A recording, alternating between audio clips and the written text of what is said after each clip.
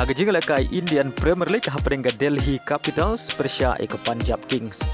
Haba pai shak ne ke jingle kai ke Punjab Kings kabade ke klub jong ke Priti Center kala khor ke nam job adin bagalala ban pelim ya ke Delhi Capital da saw wicket.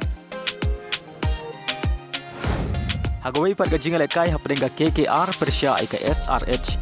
Haga ne ke jingle kai ke Kolkata Knight Riders kabade ke klub jong Shah Rukh Khan kala khor ke nam job hadin bagalala ban pelim salit ya ke Sunrisers Hyderabad da sauron.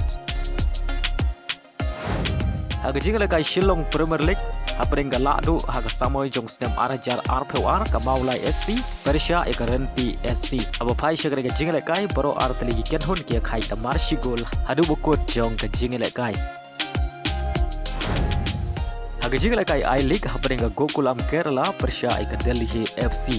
Haga ne jingle kai ke Delhi FC kala khor ke nam job Shabar nalain hadin bagalala bat pelim ya ke Gokulam Kerala da Arlanot badia gini ki ar gol jong ke Delhi FC layo ben Thep lengba ubor bosa haga menit ke basan pakondai bad haga menit ke prap nyo.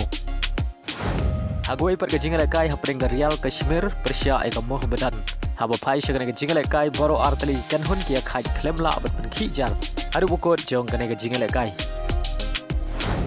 Haga jingle kai parlok happening ke Slovakia Persia ke Austria.